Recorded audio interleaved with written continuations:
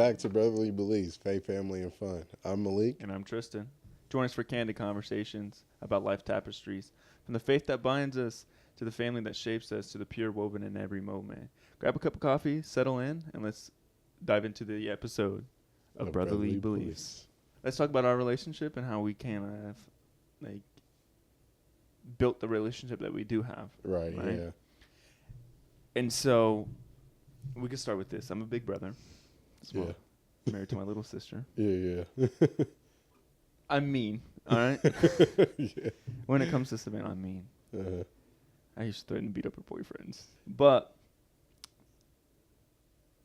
you were different. Yeah. In the aspect of you weren't some knucklehead, little punk Right, yeah. that needed to get beat up. Like, that's the truth. Yeah. And that's the honest to God truth. And so when you first started coming around, I was standoffish because that's my role as an older brother, right? You're not married to her at this point. You're dating. Like, you could be temporary. Like, at this point, you could be a permanent person in a temporary position, and it's my job as her brother to keep her safe. Right, yeah. And so kind of where our dynamic of relationship changes is right after the breakup. Because I was in a low place. Yeah. In a low place. Yeah, if it wasn't for you and Savannah, like, genuinely, I don't know if I would have made it out. Like, from the bottom of my heart, like, genuinely, like, I went to work, came home, and that was it. I'd lay in the bed, be with my dog, dude. That was it. Like, that's all I did. Yeah. And we made plans to go out one night, and texted you probably an hour to 30 minutes beforehand. I'm like, I don't have the money to go. And you're like, don't worry, I'll pay for you. And I'm like, I don't really want to go. Like, I think I said I don't have nothing to wear, and then I was like, I just don't want to go.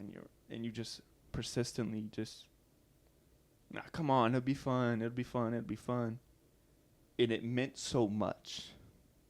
And I don't think you knew how much it meant in the moment. Because I wouldn't have gone. If you would have taken my first answer, I wouldn't have gone. I had fun, and I needed the fun. Yep. Like, just to put in perspective how low I was, the drunkest I've ever been in my entire life was a few weeks before that. I ended up going to said person's house and was on the front porch talking to her mom through the door. Her mom called mom and dad to come pick me up. I don't support drunk driving. Let me just make that very clear. Yeah. This is not a good time in my life. But it was bad, dude. Like, you guys welcomed me with open arms.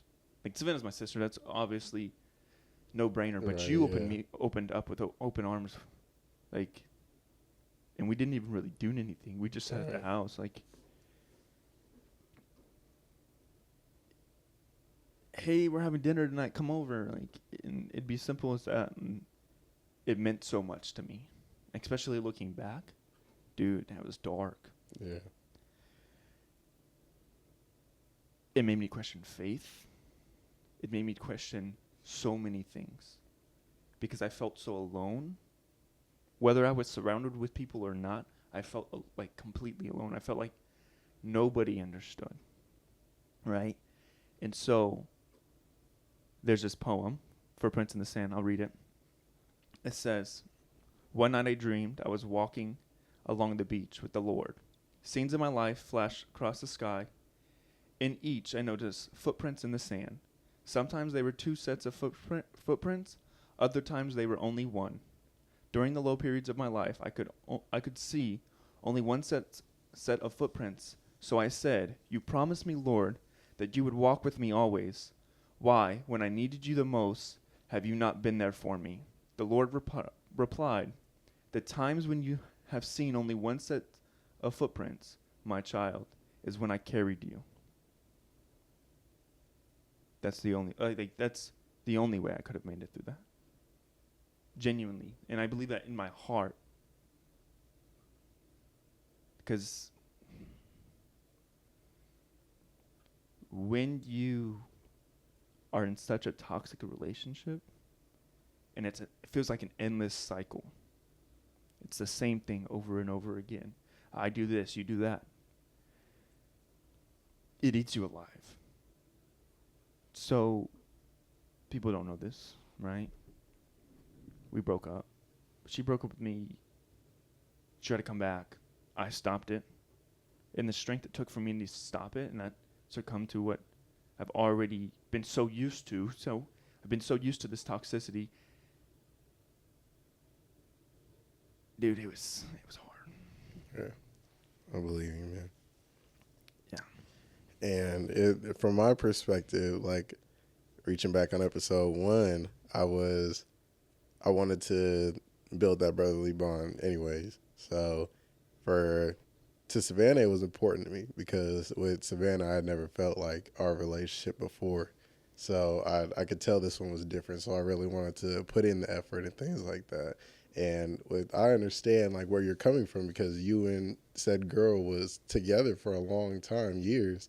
So it's never easy like coming from a relationship, especially like the things that you guys went through. So I used to hear from Savannah about how like fun and the party style you used to do and things like that. And at the time I was a big partier too. When she met me, I was a big partier. And it was different to see you like you didn't really come out the room much and I barely seen you when I was over there and I was over there a lot.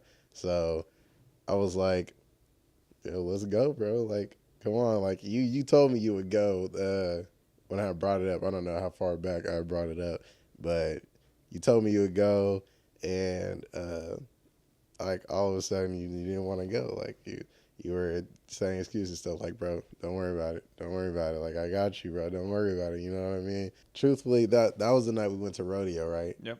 Yeah, I had a good time too. And we were with my boys. I know Dylan was there for sure. Mm-hmm. And I wanna say Junior. Maybe Ace. Or it's either There's June. only two. There's Dylan and one other person. It might have been Javon. It's either Javon or Junior. It's one of those. But yeah, we went and had a good time, man. And it was those like I don't go to rodeo often just because that's not my style. I'm not in the country and stuff like that as much, and that's the majority of what they play. But that's probably the funnest time. Well, now second funnest. Yeah. At the time, it was the funnest time I had with you and things like that, and it changed it opened my perspective of you more because I was like, okay, like I never really hung out with like brothers and things like that with like in my relationships and things like that. But hanging out with you, I was like, man, this is cool. You know what I mean? Right. Like he's really cool. And then it was shortly after that, 4th of July, and you shot Jay in the face. Yeah. With the Roman candle. Yeah, he swore it was you too. Yeah, no. I wasn't gonna argue with him. It's not me. Yeah, man. It's just, and it's different, right? Because I don't mean to say this in like a like rude way or like a like sexist way, right? But it's different from like a man's perspective. It's different when your brother gets a girlfriend, right? So Morgan, I grew up with Morgan and Jason's relationship. Like, right. I was there since the beginning. It was me, Jason, and Morgan everywhere we went, like doing crazy stuff. But it was me, Jason, and Morgan. And so getting that relationship I don't have that relationship with Kiara's boyfriend. I ain't never had that with any of Michaela's boyfriends. Mm-hmm. It's just it was different for me too at the same time. Like, it was something I wasn't used to. Right. Because I was never in the position to be welcoming to my sister's boyfriends or anything like that. I've always been on the defense, like my sister's protector. Yep.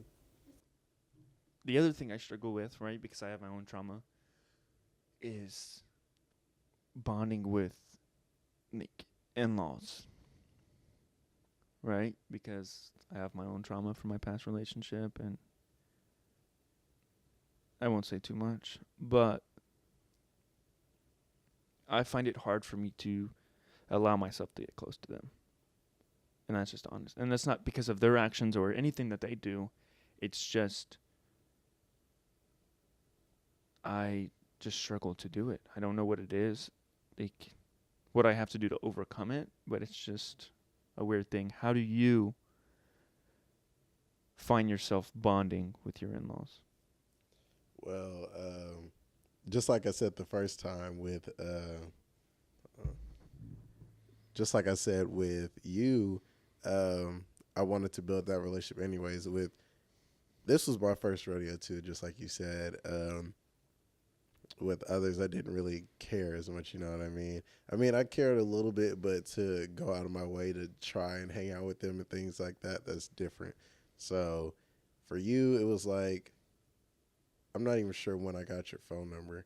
I don't know. Was it before that night or after? Before. Before?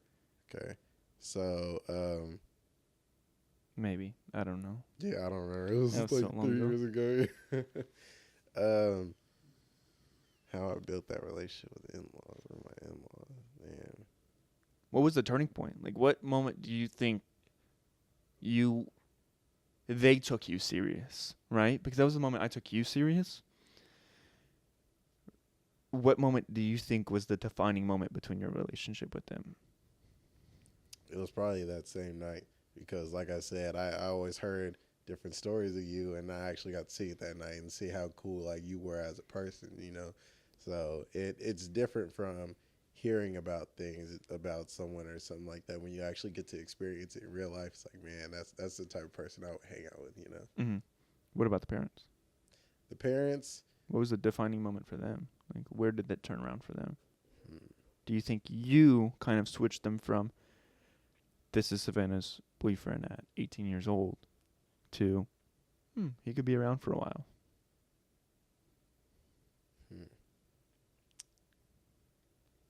It might have been. It might have been the first birthday party of her mom's, or you guys' moms. So I came around in May, and her birthday's not till the 31st of December. So it was either then or it was when we had first moved in together. So I think the real connection I had with her was when her birthday party that year of 22 or 21, Mm-hmm. the year of 21. That was the first time I actually like had like a like a fun, laughing, like, you know, moment with each other because you know we're all having fun because it's her birthday anyways. But us having that one-on-one fun, you know, it's always, you try to be like respectful and like not say too much, you know, because you don't want to make the other feel uncomfortable, you know what I mean? And you kind of try and stay in your lane. But to have that in-law connection, that's when the first night that I felt it. I guess I kind of had that with Caitlin's mom and stepdad when we went axe throwing. Like, it was kind of felt more comfortable, but I haven't felt like when I go to Caitlin's house, like, I still make her come upstairs when I cook food. But I also think that's just my awkwardness. Like, I just feel like it's awkward just to come in someone's house and cook. Like, she's like, go get something to eat, and I'm like, no way. Yeah, like, yeah. you're tripping. Yeah. It's just, I don't know. I just find it hard to just, siblings is one thing. Like, I grew up with a big family. Like, people my age, I can do with no problem. Like Right. Kylie, Ethan, Tristan, I can get along with them perfectly fine, and have a bond with them perfectly fine. They don't have that dynamic that we do, right? Right. Like we have Saturday nights. Right. They, I mean, you just show up when you show. Like that's really how it is when we go over there, they're down to hang out, but it's not the same aspect as our Right. Like Saturday nights. Everybody comes over. yeah. We all hang out Saturday nights. So it's kind of different. I feel like that's effective. I feel like that keeps us like engaged in how our relationship with each other is. Yeah. Because we don't really do nothing. We don't do anything extravagant. I might get a wild hair at my butt and decide that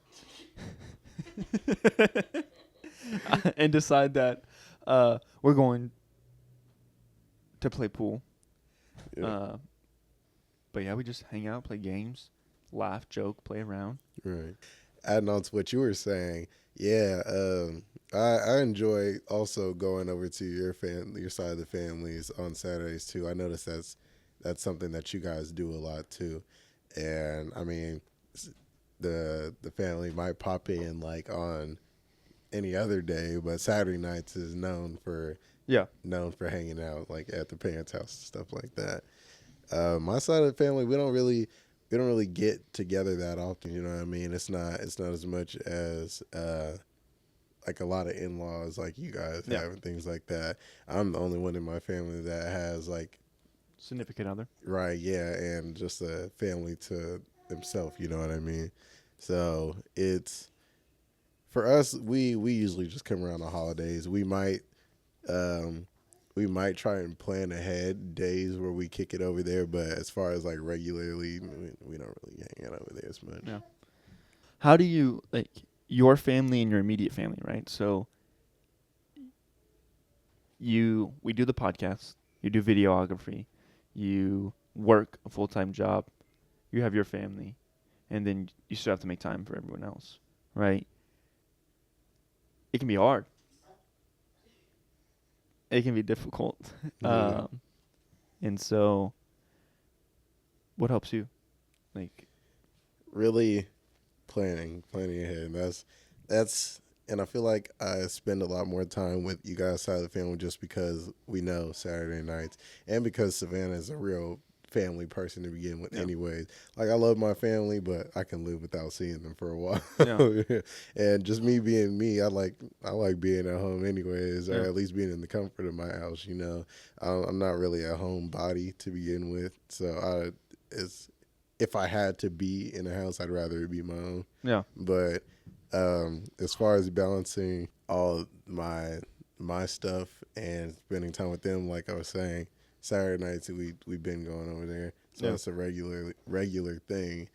As far as like friends or my side of the family, it's more of I have to start making it a priority, or I will go a long time without seeing or hanging out with anybody, you know. So that's a by the way, Happy New Year's, y'all. Oh yeah, Happy New Year. That's something that I kind of have written in my notes of what I want to do better in this year and things like that, is to like plan to spend more family time with my side of the family and just like plan around like all the other stuff I have going on and things like that. So I think at least I know I want to really kick it into gear this year. So I'm thinking like at least twice a month I go hang out with them for even a couple hours, because what's a couple hours, you know what I mean? So yeah, that's really my plan, to kick with them a little more that way. Yeah, and I was just talking about this with Caitlin, time management. Right. It's the easiest hard task, right? Because obviously there's things that you have to get up and do every day, right? You have to get up and take care of Zaylin. You have to get up and go to work. You have to make time for Savannah. Everything else, you kind of find out where it fits. Yeah, that's time management can really suck, because you could plan everything the way you want it to go front to back, but not everything works out that way, you know. Like anything can happen to where it just like messes up your whole schedule, or something that you didn't think of pops up, and then now you got that to worry about. So like my schedule right now, and I'm not gonna go too deep into this. I don't want to spill all my beans, but my schedule right now is uh, my content, because I mean my content creation is, by the way, follow my content creation page, Malik Little, on Instagram. That's where all my main projects are, but it'll be on TikTok soon. But my focus right now is my content creation. I'm not really focused on posting as much for Leak Productions, just because like this is what I'm doing behind the scenes anyway, you know. Yeah. So my focus is there, and then I'll film for that one day, and then edit, and then work on the podcast too. Like we set up to film today, and I finished up my video, posted it today for my content creation. So now I have a little bit of time to worry about that later, and I'll be working on this for pretty much all the weekend, and then I might film a couple videos then too for my content creation for next week. So it's really it's really a time management thing, and that's how I think it's gonna go. But when the weekend comes, we'll never know. We'll see what happens. You know what I mean? Yeah, 100%. Yeah. It's like today, right? And that's one dynamic we have to kind of balance between each other. Is now there's two of us, and now we have to get our schedules to align into one, which is a whole nother thing, because I work, you work, and we work opposite schedules. You work during the morning, I work at night, all night. I just got off a 16-hour shift. Right, yeah. And so now it's kind of finding that balance between work, this, Caitlin, everything else. And I'm doing a decent job. I think one place I can do better in, because I feel like if you're not looking how you can do better, then you're not in a mindset of growth. One place that I can do better in is I hyper focus. So I'm like, oh, we got to get ideas for the podcast. We got to do this. And then now Caitlin's coming to me and talking to me, and I'm not intentionally blowing her off, but my mind is hyper focused on the podcast we have to know what we're doing. Yeah. So like, it's not that you're not a priority. You are the biggest priority, but now we're filming tomorrow, and we have to finish our ideas. And it comes with support from her, which I'm grateful for. She's very supportive. She's my number one supporter. She, like, without a doubt, will go to the ends of earth to just help me in whatever way she can. But it's just finding a balance, finding that harmony of everything in between. Reaching back on what you said about hyper focus, I completely get that, because even when I'm editing in general, because it could be for either one, the podcast or my content creation or my business, you know what I mean?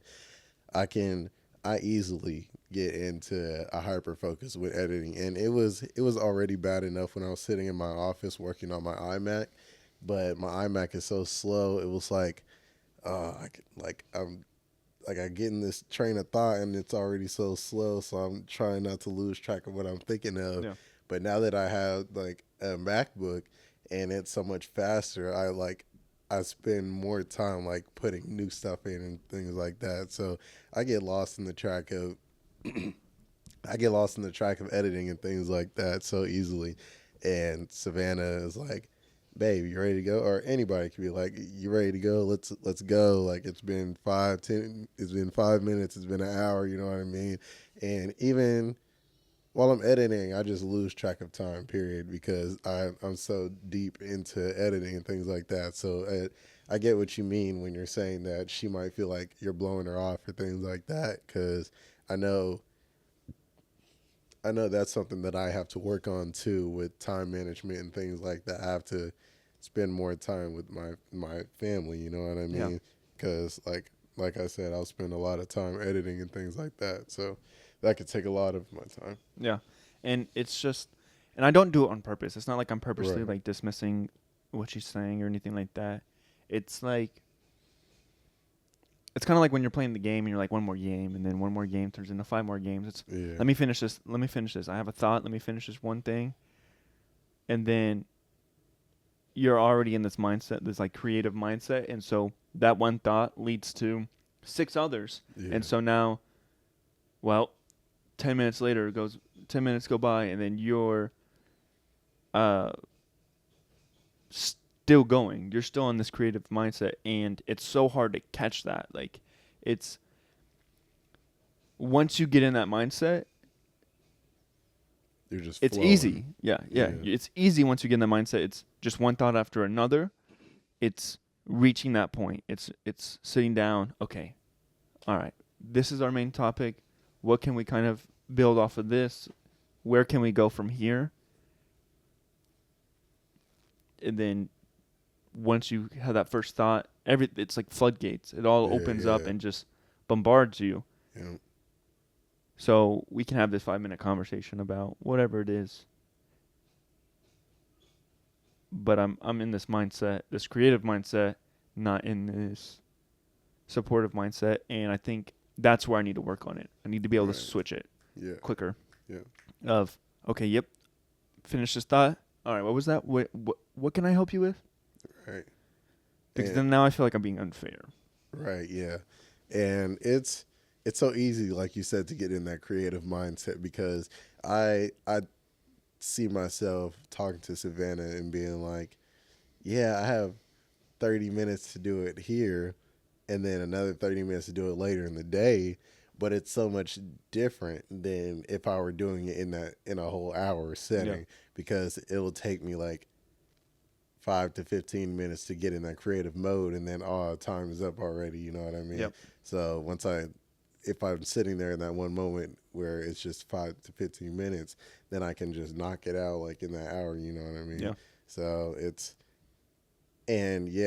just, the thought of being unfair to them it sucks too, because like you said, they feel like we're brushing them off, but that's not really our intentions. It's just once we get in that mode, you know, that's the best time to get things going. Yeah, it's just hard to, because a lot of it is you're filling space. You're filling empty space where I don't have anything else to do right now. Let me get this 30 minutes in. I would like an hour. Ultimately, this takes 1 hour to do this task, but I have 30 minutes here, 30 minutes here. But then you need that additional 30 minutes tomorrow, because you already spent half your time trying to get into that mindset where you can be creative and make it to your liking. And especially with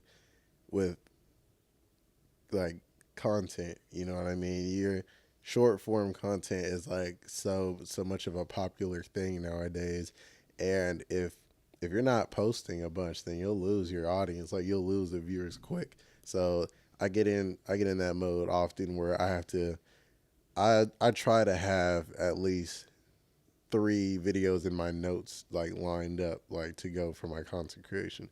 But it's finding the time to film, and then finding the time to edit, while also being timely with my edit, like timely with my posts as well. So that could easily like flood up, and then it feels like the whole week went by, and Savannah feels like I haven't really spent time with her and things like that. So, and the same thing with the podcast, right? Yeah. You have a weekly schedule. Okay, every Monday this has to drop. Yep.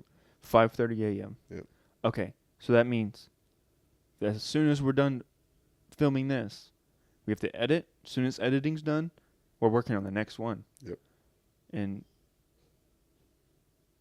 you have 30 minutes here and there. You have an hour occasionally. Right, yeah. And so it's just, some days you don't have any time at all. Yep. So just finding that nice balance of.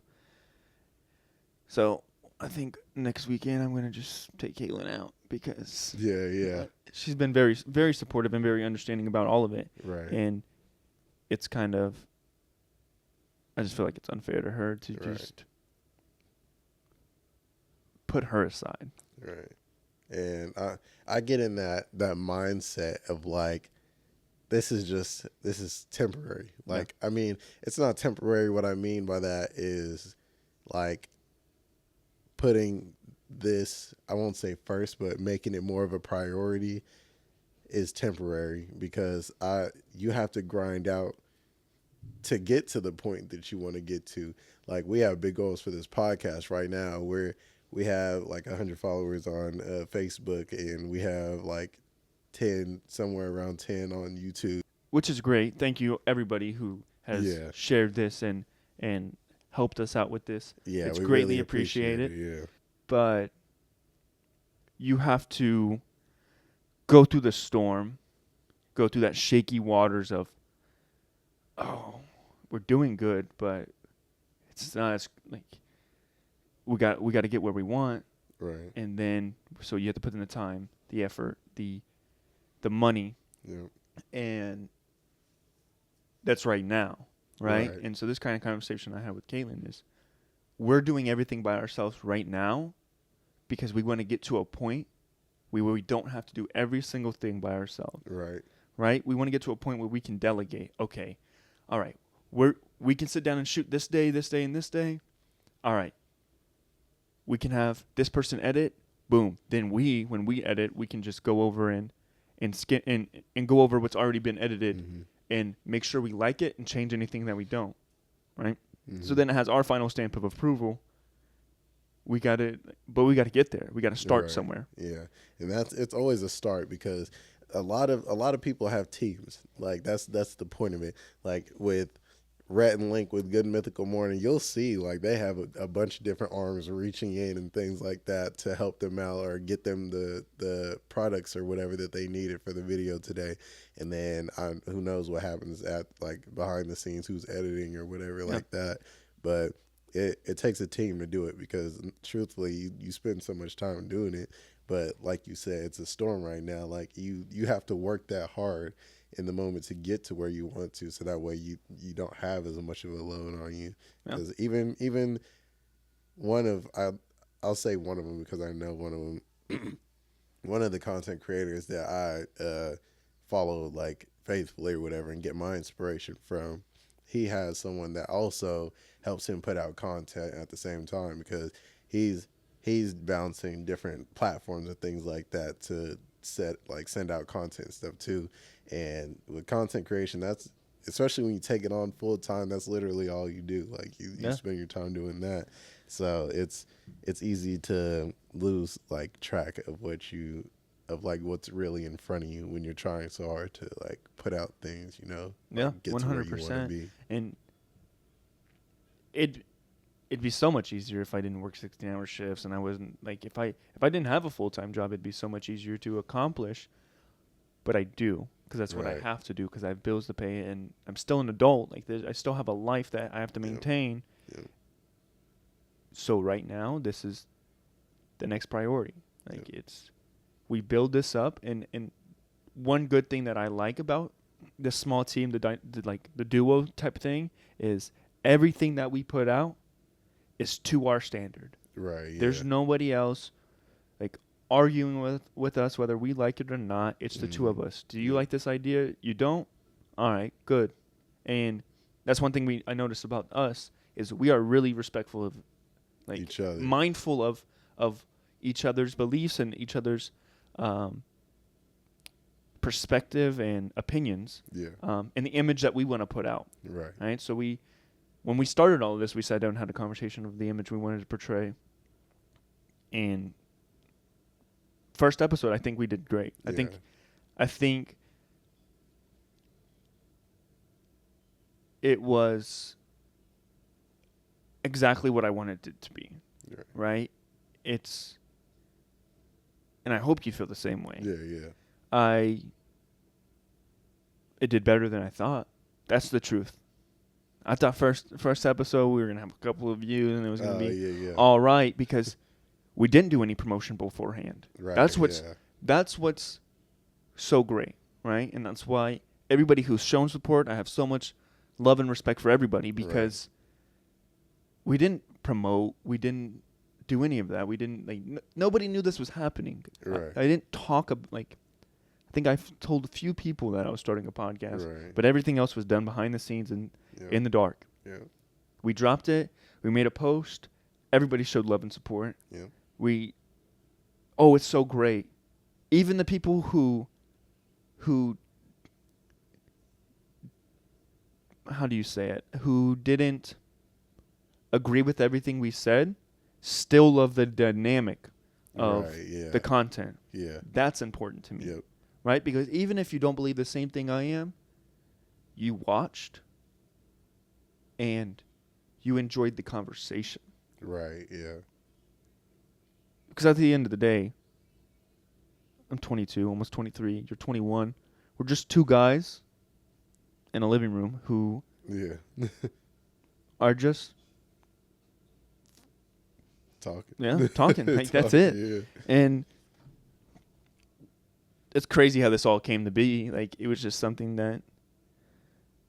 Just an idea. Yeah, it was just an idea. Yeah. And it's crazy to see it implemented and pushed out and to be something I'm proud of. And it's like the other day when we were talking to Jason.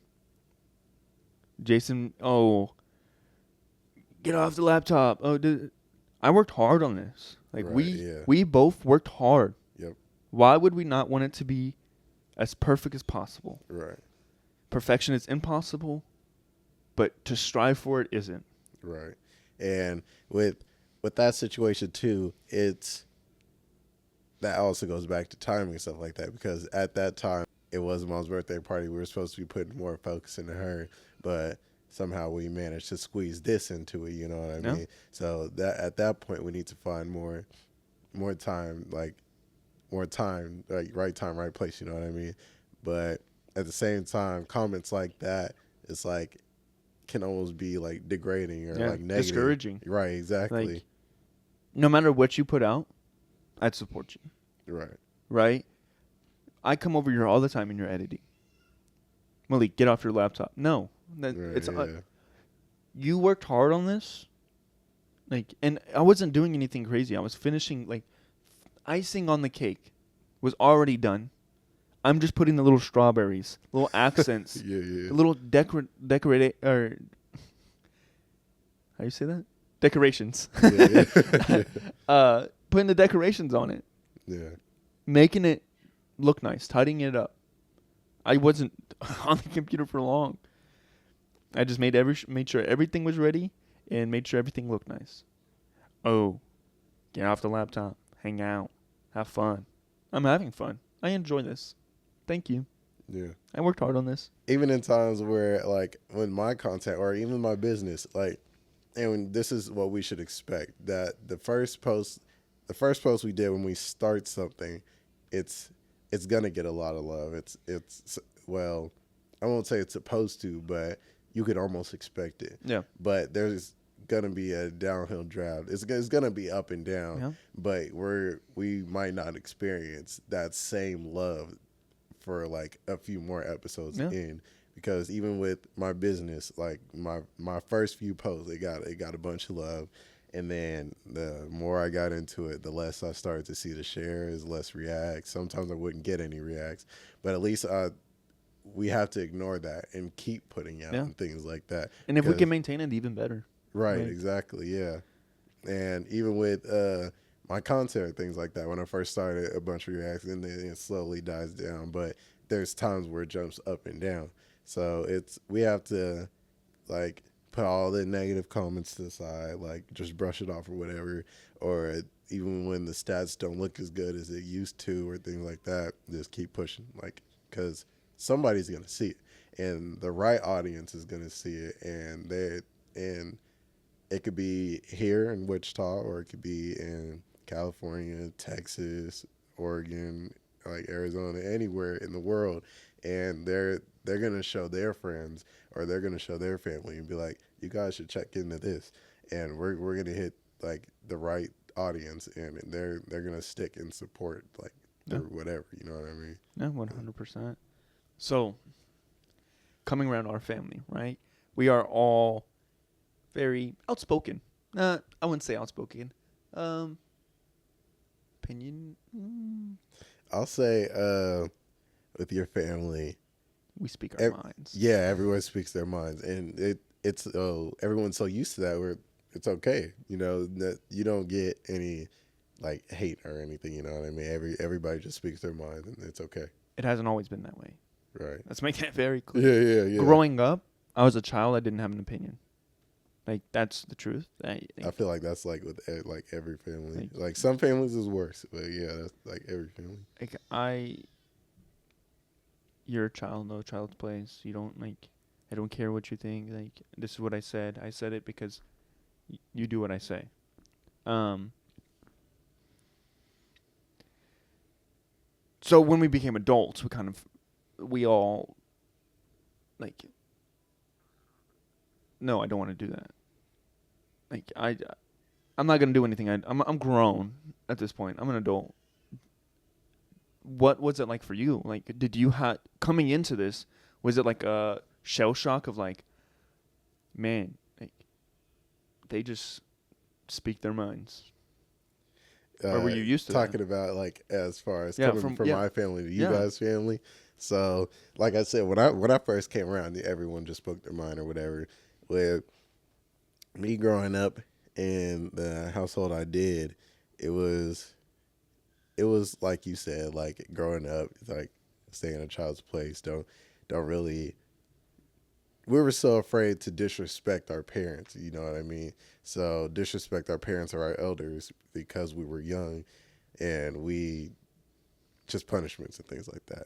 But yeah, I always grew up like I never cussed in front of my parents and things like that, or some conversations I couldn't have with my parents, or just because of how they would take it, or either it would be disrespectful or that's not something they really want to hear or something like that. And some of that is because of just them personally, and some of that is because of like faith beliefs and things like that. Like as Christians, we're not supposed to swear and things like that, anyways. And so my parents didn't really want to hear a lot of cussing and things like that, yeah. even in music and things like that.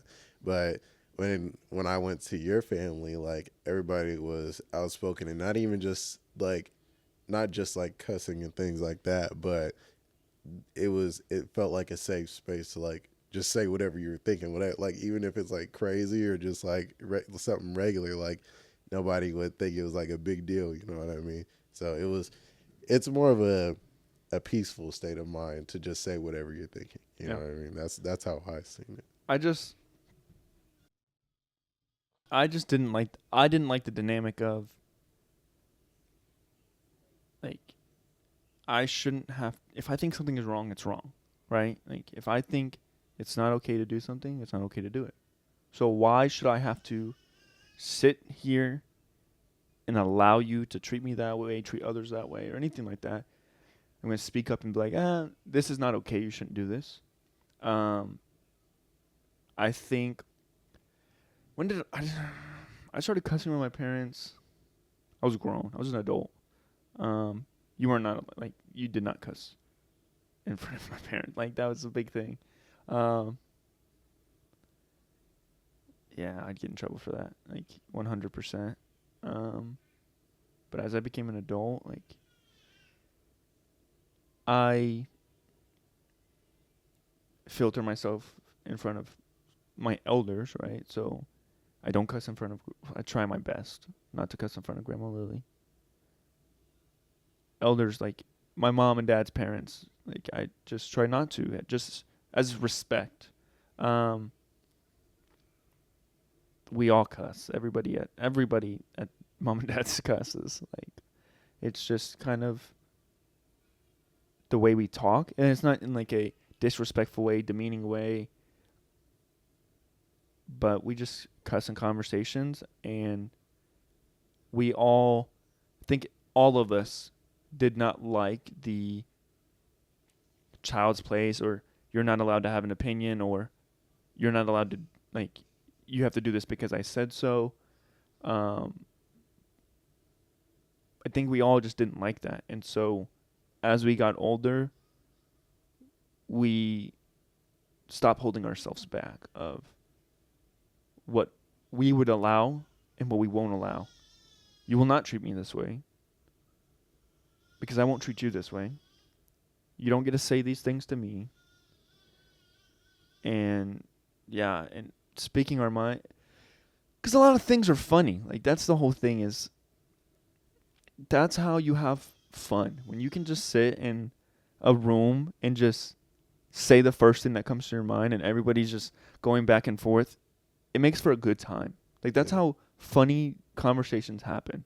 It's like you might hold yourself back or not say something because something could you say could offend somebody or this, that, or another, but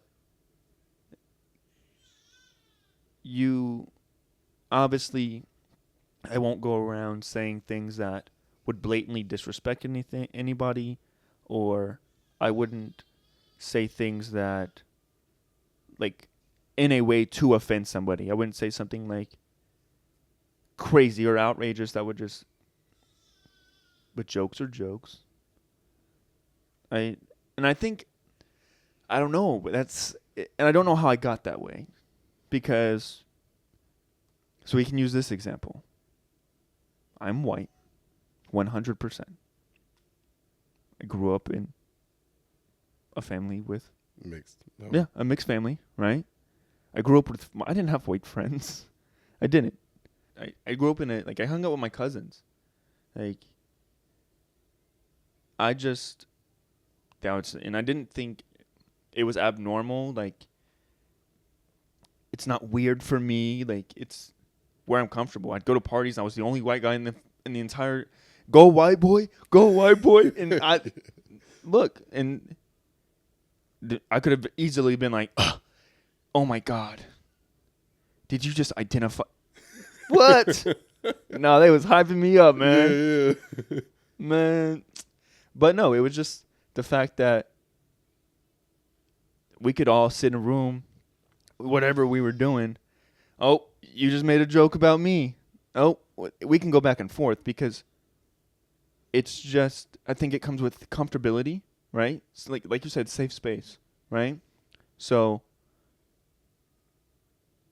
there's certain things that Jason is allowed to say to me that if anybody else said to me, it'd be an entirely different story. Yeah. I can call Jason right now, and I know exactly what he'll say. He'll be like, "What up?" And Yeah. and then B word, by the way. Yeah. We know. And if anybody else answered the phone like that, it'd be an issue. Right. I'd be tripping. Like, yeah. It's just, that's that sibling thing. Like, you grew up, like, obviously you know it's a joke. Yeah. Like, but it's the closeness, because I know people who have siblings who can't do that. Yeah. Who cannot joke with their siblings. Like, it's like a big thing. And I think a lot of it is we address issues. One thing I notice is like, when in people's family dynamics, is when people have issues, sometimes, like, some family dynamics, you don't talk about the issues, right? You just ignore them, and then one day you're just, you guys are just okay, which is crazy to me, right? Because I grew up with 4 siblings. If there was an issue, we addressed it. Right, yeah. We walked out there, hey, what's this about? Uh-huh. Whether we were fighting or anything, we've been in some knockdown dragouts. Yeah. But I think that's everyone's family. Right. Everyone has sibling fights and whatever it is, and I think it's what builds you as a human being, in the aspect of learning to control your emotion. Of Michaela choked me out once. No, actually, she did. I think I remember that story. No, I threw a pillow at her. She put me in a chokehold. I started seeing stars. Oh, Like, that's not even a joke. Started seeing stars. Uh, They said my face was purple. It took Jason, Savannah, and our cousin Sierra to rip Michaela off of me. All because I threw a pillow. Yeah. Like, and we were arguing about Savannah. Like, I had said something mean to Savannah, and Michaela got offended for her, and like threw a pillow at her, and I'm getting choked out next thing you know. And it's just, but we know now we don't fight hardly ever. Like, it's not really, a thing. Now we're grown enough to sit here and be like, "Yo, this is an issue. Right. Like, how are we gonna address this?" And then at that too, you guys are grown now. You know what you should and shouldn't say. Like you said with Jason or whatever, you guys you know what to expect, or you know what to expect, and you both know when not to cross that line. Yeah. You know what I mean? So now that you guys are older, you're like, okay, I shouldn't say this, or maybe I shouldn't have said this because I can tell it upset them, and then you just talk about it right then and there. Yeah, and I also think a big dynamic in family, in life in general, is forgiveness, Yeah. right?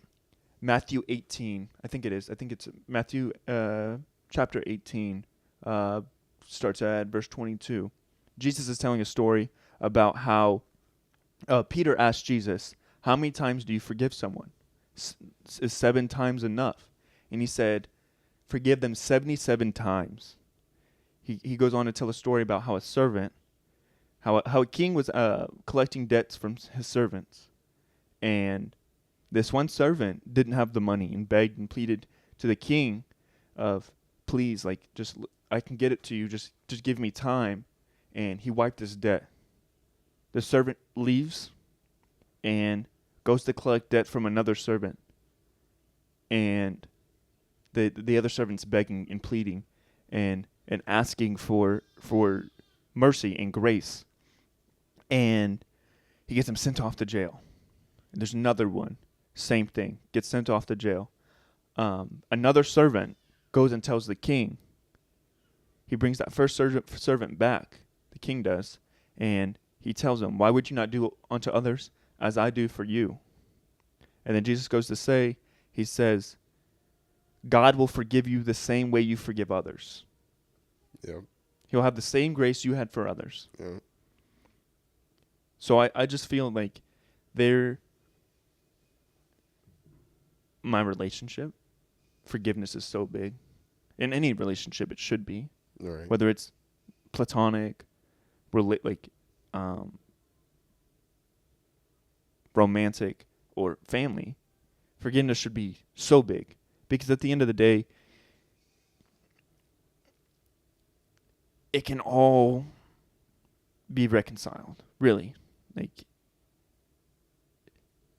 people make dumb decisions. We got into this last time. Free will. You have the free will. You're not going to make the best decision every time. You're not going to be in the right mindset. It could be a chain of events. It could be you didn't sleep last night. You went out today, and next thing you know, some guy hit your car, and now you're yelling at him, and that takes self-awareness to identify, hey, man, I should have probably slept. Should have just went to sleep, because now I'm aggravated and so is this guy who you just yelled at going to hold this grudge against you for the rest of his life? Chances are he's not. Mm-hmm. It's just forgiveness it's such a big part of in families and everything. Right. And for me, it's I agree with that. Like you said, it's in the Bible, and Jesus tells us how we should treat others. Period. Even along the lines of forgiveness, he even says if somebody like steals from you, like steals your like shirt or something like that, offer them your jacket too. You know what I mean? And it's more of a situation where if they do you wrong, it's because they're going through something, or it's because obviously they're not in the right space to treat you righteous, you know what I mean, or treat you the right way. So maybe instead of turning around a hateful shoulder, you're like, hey, like, do you need something? You know what I mean? Like, try and help out. You know what I mean? Help your enemies, or love your enemies is what it says. So for forgiveness, for me, it's like with my relationship with my wife, like we may do something that hurt each other's feelings, and we'll come back later if we're not ready to talk about it then and there, because I struggle to talk about something right when it happens. We might come back later and like, okay, I apologize for that. That was wrong, and we talk about it, and then we forgive each other, and we're able to move on. Now with others, it's like, for me, I can I can forgive you, but that doesn't mean I have to be around you. You know what I Yeah. mean? So with some friends I had back in the day, I had a situation where they they did something that was wrong to my relationship. So I had to, depart from that because my family comes first. So I had to depart from them. If, like I'm cool on y'all. And later on, and this was like a year later or something like that, they started sending apologies to me, and like it's not just me, it's my wife too. So they apologized to wives and things like my wife and us and things like that, and I decided to like bring back one of the people, but the other I was like, I think I'm all right, you know. Like we decided like it was cool. I forgave both of them, but one of them was like I forgive you, but I don't think this is like something that could like I don't think we could be friends again, you know. Yeah. So we live with no hate towards each other, whatever, no animosity or things like that. Like the situation's forgiven, it's in the past. Like it doesn't matter anymore. So it's just the situation of where do you see them benefit, like not even benefiting, but do you see that person in your life anymore? Because even in the Bible, there's I'm not sure what scripture or whatever, but there's a time and a place for certain people in your life, Yeah. and some people are they're just a part of a chapter, and they might not be able to come to the next chapter. You know what I Yeah. mean? So that's what I mean when I say forgive, but I don't also I'm not obligated to like just be around you just because I forgave you. Yeah. And I think there's a difference between forgiving and forgetting. You're right. And so what me and Caitlin do, right, is what works for us. I won't say this works for everybody, but this works for us. Um, every issue you have is like a book, right? Every relationship has a bookshelf. There can be many books on this shelf. There's going to be many books on this shelf. It's a relationship. You're going to have issues. You're going to have troubles. It's a part of it. For every good time you have, there's going to be a bad time. Marriage vows, they say, for better or for worse. Not for better or anything, right? For richer or poor, right? And so each of these books, right, you have to close them, right? And so sometimes it's okay to put a bookmark in it and come back to it later, right? So with that being said, you have this problem, right? Your book's in your hand, right? This book is not closed. This book doesn't have a bookmark. This book has not been read. It's just open, right? And then the next book comes, gets a little heavier, right? And so at some point of not addressing all these issues, you're weighed down. So a book is an issue that happened. Yes. So each book is an issue. Yep. Okay. And so if they all go unaddressed, you see it. People won't talk about their issues, won't talk about their problems, and you are going to carry this weight, this burden through your relationship, and it's going to have an effect on your relationship, your life, like your overall like happiness. And so each of these books, right? So the way that we do it is we talk about the issue. Is this book closed for you? Yeah? Okay. Let's put that back up. Let's put that on the bookshelf, right? You can always take a book back down from the shelf, right? You have a bookshelf in the corner of your room. You could read these books 100 times, right? I'm not telling you to forget about that book. I'm saying we're going to put that book. Book's been closed. We finished this book. Let's put it back on the shelf. Oh, you're not ready to talk about this book yet? Okay, let's put a bookmark in this and save it for later. This is not going on the shelf because it hasn't been addressed. But we both agree that we're not ready to talk about this. Let's put this to the side for now, and let's move on to the next one. Right. And so I think every book can be closed. I think every book, you can have a hard conversation and close that book, right? You could take an actual book and read it. It could be the most boring book you've ever read, most difficult terms you've ever heard. You don't know these words, right? But you can put in the effort, and you can pull out a dictionary, and every word you don't know, and you don't understand, you can just pick up that dictionary. Okay, that's what what it means. Okay, now I understand that word. Let's keep going. Oh, there's another word I don't understand. Let me look it up, right? Because then you're not just reading to read, right? You're not like, oh, okay. No, you're understanding. You're taking the time and the effort to ask those questions to understand, right? So if me and Caitlin are talking and she says something the way she feels or something like that, or she says something and it could mean 100 million different things. Can you elaborate? Yep. I didn't understand when you said this. Can you help me understand? Right. Because dive deeper into that. Yeah, because we have to close this book together. Right. This is our book. You may be holding it. I may have put this book on you, but it's our job to close that book together. Right.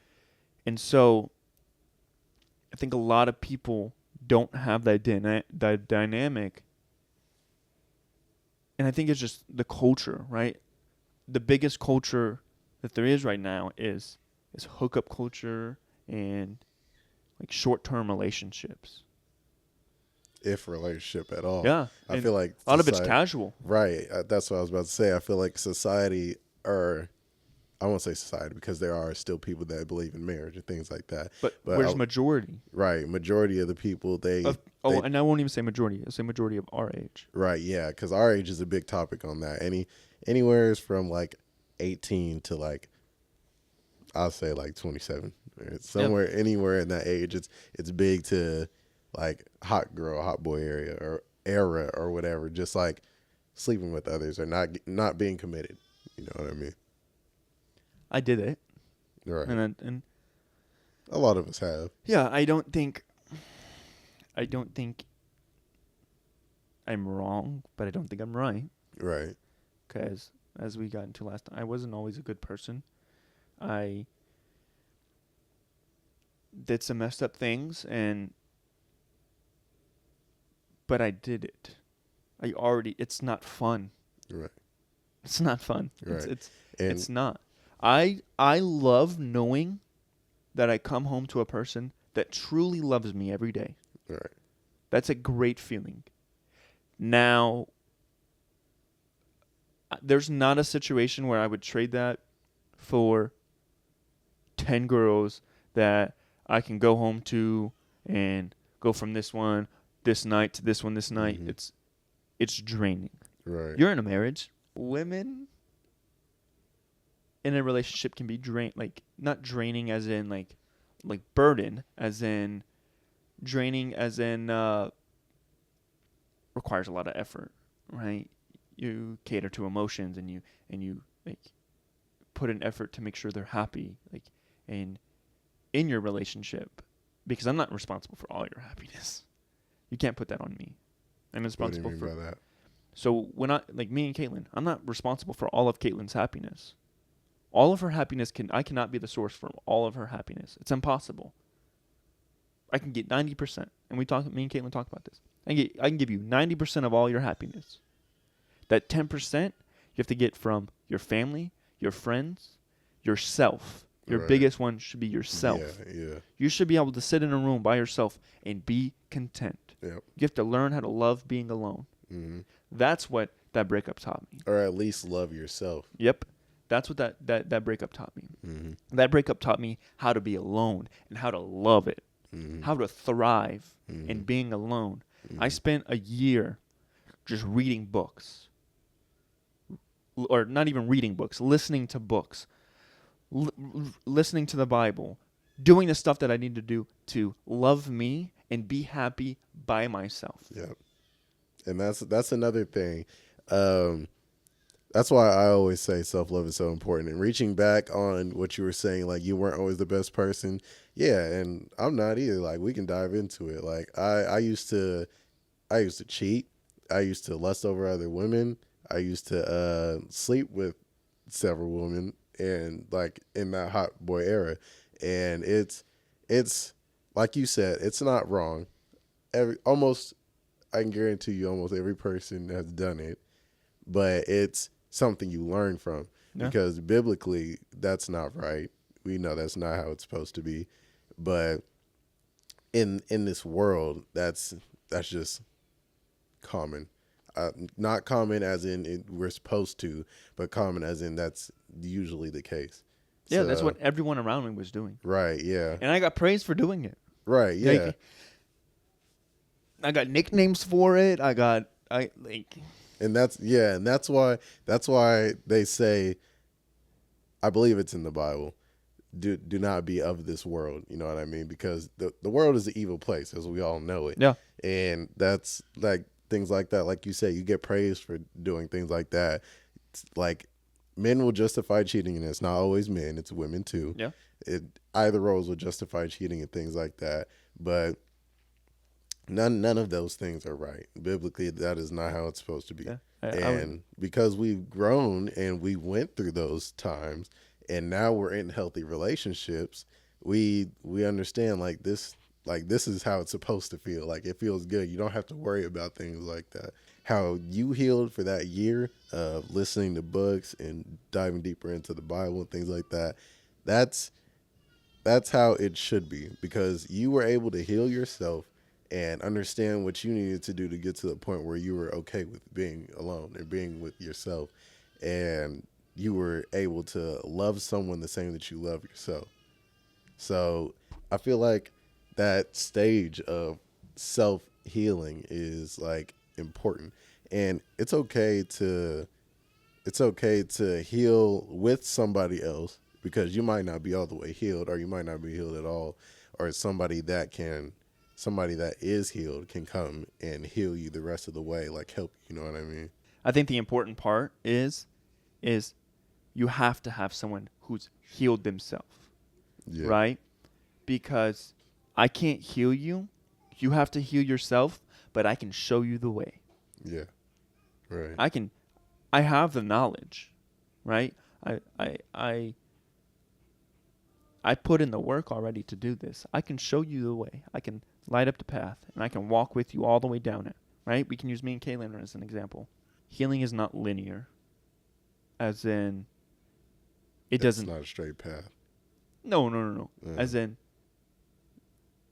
two people won't be on the same thing, right? So it won't. I could be here, she could be here, and then we could switch places. It's not linear. It's not the same between two people. It's not the same between two people. So, let me go back. So healing is not linear, as in two people can start at the same position.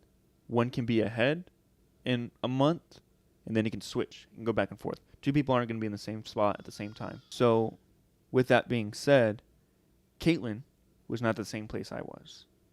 Caitlin was not as far along as her on her healing journey as I was, but I had the knowledge to guide her. Before me and Caitlin ever got together, we were best friends, and that was it, 100%.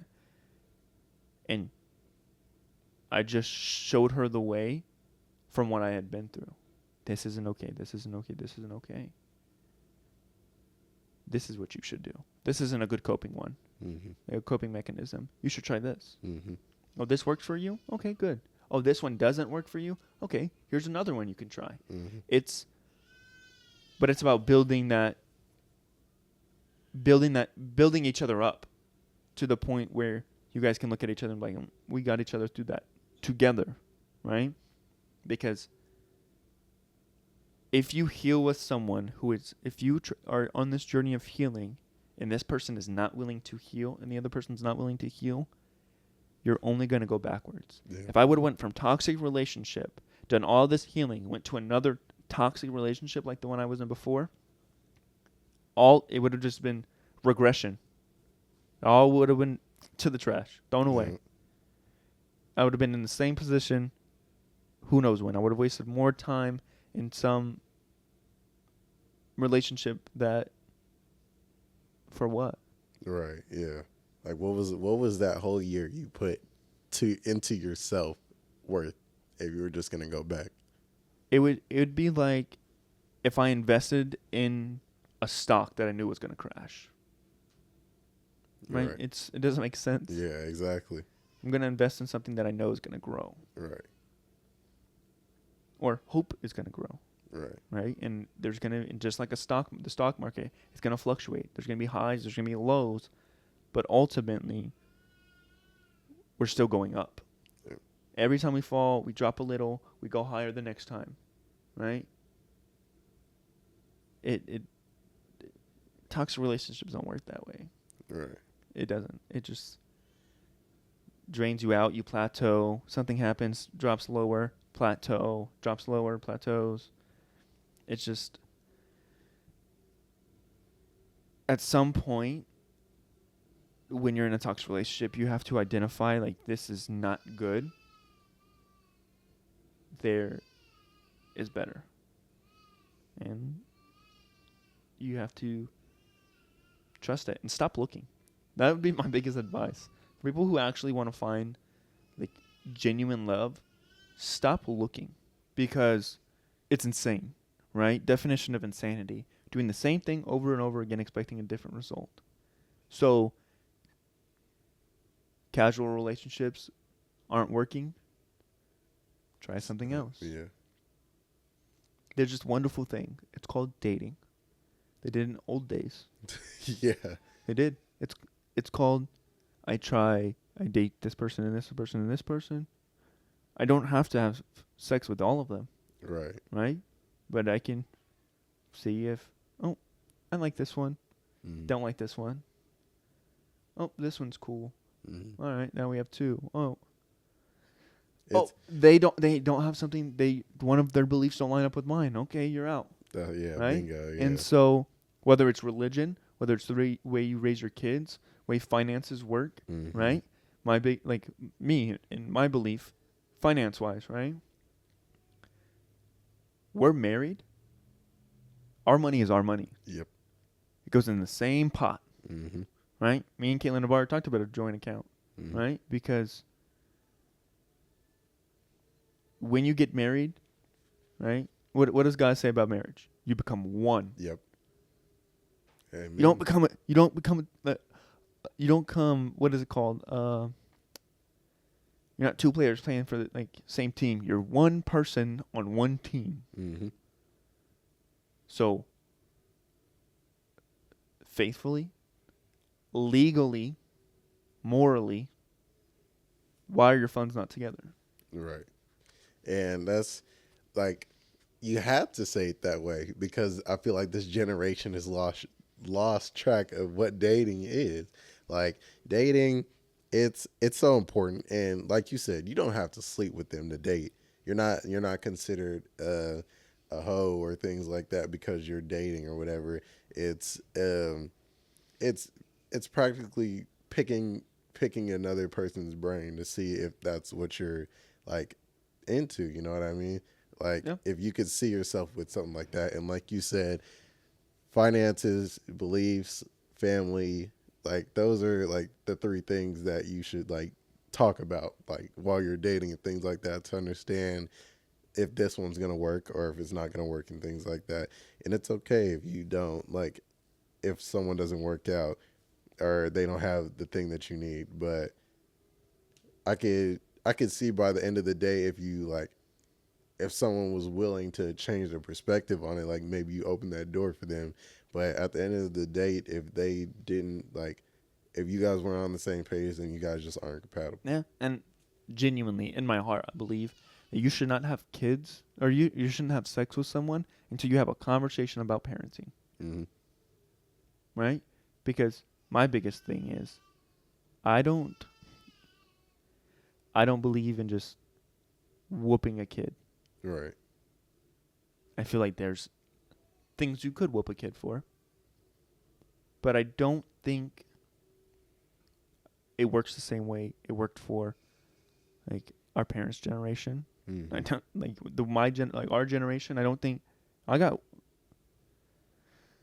whooped, and I can tell you the way I felt, and it was wrong, 100%. I should have not felt like that. Mm-hmm. I shouldn't have felt any of the emotions that came along with some of the situations I was put in. Mm-hmm. Because at the end of the day, I'm a child. Right.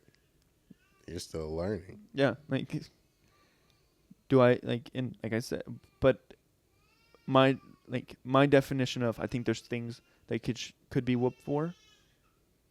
My definition of whooping is different than what I got.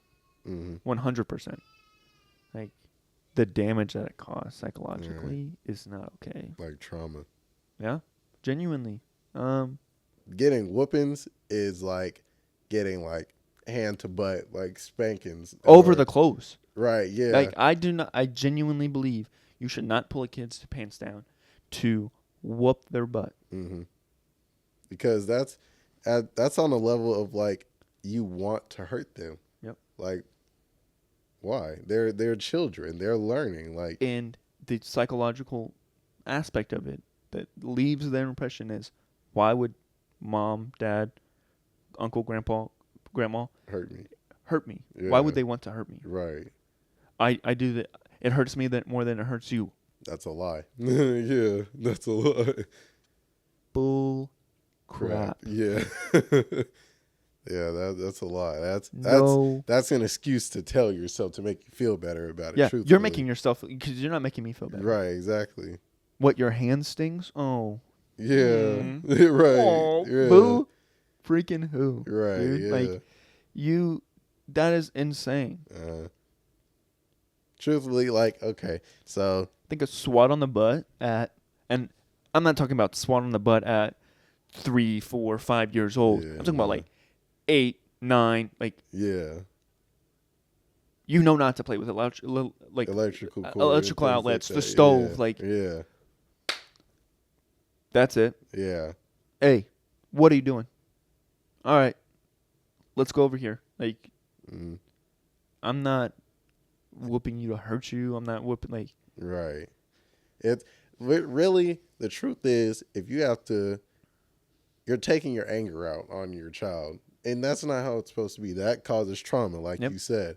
Now we're going to talk about gentle parenting, because a lot of people, when they hear gentle parenting, they think it's like soft or something like that. No, it's handling a punishment without physically harming your child, like, period. So if my 8 or 9-year-old was like putting a fork into a electrical outlet or something like that, you obviously know that's wrong. You're old enough to understand why that's wrong. You give them hard questions like, why did you do that? You know that's wrong, right? Like, you understand why, like, things like that. Now do you know what could have happened? Right, exactly. And it's like, so you know why I'm upset that you would do something like that. So now you take something away from them. Like, they're not gonna like that you took something away from them. They're not gonna want that taken away again. So that's learning right there. And if the problem keeps occurring, take another thing away or try something different. It doesn't always have to result to like physically harming your child. Yeah, 100%. Yeah. And if my emotions, this is a child, right? If my emotions are too big, right, for my child, we have this thing at work, a purple folder, right? If the situation is getting out of hand and you're getting out of control, somebody who's like your partner, one of my partners or something, like, if I see them going over the top, doing too much, purple folder, right? Hey, go grab that purple folder, right? I'm tagging you out. I'm coming in. I'm taking control of the situation because obviously I have less invested than you do. You're getting, like, you're doing too much, right? So it's the same concept. I should be self-aware enough as a parent to be like, I'm so upset that, like, it's not good for me to stay in this situation right now. 100%. Yeah.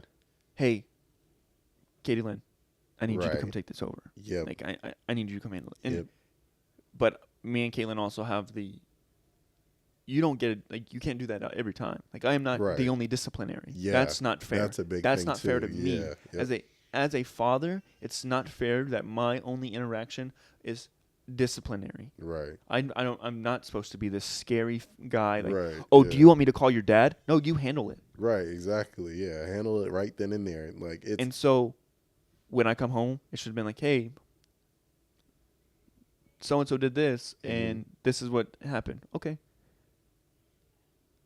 that's it. I don't need to address it again. She already handled it. Like, now, if it's something outrageous, like she needed that purple folder and I wasn't there, and she walked away and it hasn't been addressed yet. Hey, this is what happened. He was talking reckless to me. He was saying this, that, and another. Okay. Now that's my job, right? Because as a man, here's a good question for you. Do you know what it takes to be a woman? Nope. How do you be a woman? Exactly. Like, I cannot raise a woman. I can raise a girl. And I can raise a man, right? I know what it takes to be a man. I know what it takes to be a good man. So my job as a man is to raise this boy to a man. Right. My job as a father is to raise my daughters to be ladies. You can't teach them how to be a woman. I can teach you how to be a lady. Yeah. And so that's the conversation. Hey, yo, you think it's okay to disrespect your mom? Right. You think this is okay? Do you see me speaking to her that way? No? Oh. Where'd you get that from? So what makes you think it's okay? Yeah. Oh, well, Timmy down the road, he talks to his mom like that. Well, good thing this isn't Timmy's house. What Timmy does at his house with his parents is their business. Yep. You do not speak to your women like that, period. Right. And so I'm raising you. This is how you're being raised. Because, and that's the truth, it's because you can't protect your children from everything. It's impossible. They could go over to Timmy down the street's house, and as bad as it could be, and as bad as it sounds, Timmy's dad can beat up his mom. Can you protect him? No, you didn't know that was going to happen. Right. But now he saw it, and it takes that one instance to be like, I think that's okay. Now it's your job to, not okay. Yeah. And make sure it's very clear, this is not okay. This is not what we do. We don't put our hands on women. Yep. And so parenting is like, you should be assertive without having to assert dominance. Right. Right? You should be able to have simple respect both ways. Yep.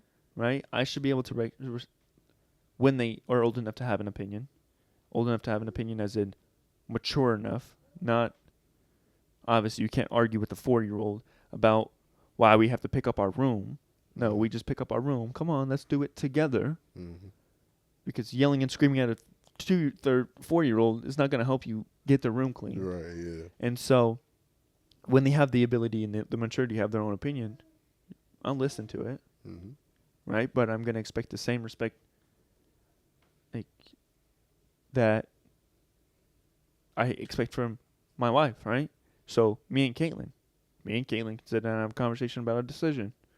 At the end of the day, if I make a decision, Caitlin supports the decision. Yep. I'm going to listen to what her opinion is, 100%. I'm going to listen to it unbiased, and I'm going to try to understand her point of view. But ultimately, if I think it's in our best interest to do it this way, we're doing it this way. My job is to lead. Your job is to trust me to lead. Yep. And so I expect the same thing from my kids, right? Hey, yo, we got to be back by dark. Well, we were watching a movie. I understand you were watching a movie. You could have used Timmy's mom's phone to call me and be like, hey, we're watching a movie. Can you come pick me up? You don't need to be walking down the street at night. It's not safe. Riding your bike, whatever it is. It's not safe. You should have got a hold of somebody. All right? Let's do better next time. If it happens again. All right. Well. Obviously, you can't handle it. Yep, you can't handle it. We're setting that back earlier. All right? You need to be in this house by 5 o'clock. Happens again. He comes in, 7 o'clock. Well, looks like we're not going out for a while. because obviously you can't handle the responsibility it takes to come back home when you're supposed to. Right. It's just having respect for your children. Yep. Without aggressiveness and whatever else it may be. Right. And with that being said, this has been an episode of Brotherly Beliefs. Yep. And thank you for all your guys' support. Subscribe, whatever it may be. Follow. Yeah, make sure to look at all of our links in the description. If you're not following our YouTube, follow our YouTube. If you're not following our Spotify, follow our Spotify, and comment down below. Apple Podcast. Don't forget Apple Podcast. Yeah, Apple Podcast. Yeah. And comment down below if you have anything you guys want us to talk about. I feel like this was a real in-depth conversation today. And it wasn't, we implemented faith, but the main topic wasn't just about faith. So if you guys like that we talked more on the faith side, let us know about that. If you guys like that we had a more open conversation about relationships and things like that, let us know. Just give us feedback in the comments and let us know what you guys would like to hear. Alrighty. Until next time. See you guys. See you guys later.